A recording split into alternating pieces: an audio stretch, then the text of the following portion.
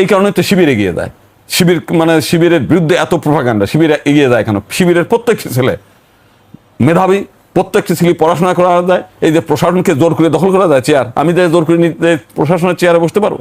আমি ওইখানে বসতে গেলে মেধাবী হতে হয়, ওই চেয়ারে বসার যোগ্য অর্জন করতে হয়। শিবির সেই কাজটা করেছে। তারা কোচিং সেন্টার চালায়, তারা মানে যখনই ছাত্ররা আসে সেই ছাত্রদের যত প্রকার পরীক্ষায় হেল্প করা, লেখাপড়ায় হেল্প করা, সব কাজগুলো করে। মানুষের মনকে এমনি এমনি জয় হয় নাকি? তারা জয় করে নিয়েছে। এরা ভয় দেখায়, ওরা হলো যোগ্যতা দিয়ে, মেধা দিয়ে।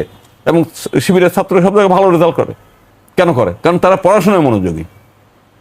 উচ্ছৃঙ্খলতা কি জিনিস আমি শিবিরকে পছন্দ করি না, কারণ তার আদর্শ আমার আদর্শ এক না। কিন্তু তার আদর্শ যেটা, সে সমাজের কাছে সে তো বিশৃঙ্খল না, সে তো তার দ্বারা সমাজ ক্ষতিগ্রস্ত না। তার ভিন্ন আদর্শ থাকবে, পৃথিবীর সব মানুষকে একই মতের হয়। তার মতের সঙ্গে তো আমি মত মিলি না, আমার মতের সঙ্গে তার মত মিলবে না। কিন্তু